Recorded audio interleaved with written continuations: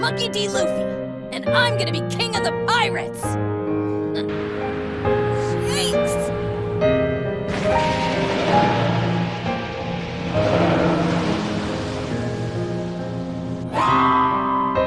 Get lost.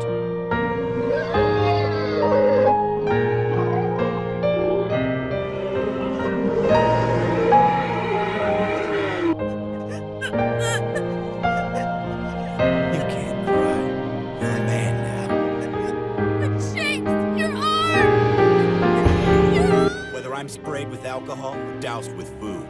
Hell, even if I'm spit on, most of the time I'll just laugh it off and forget about it. But if you hurt a friend of mine, you'll pay for it regardless of your reason.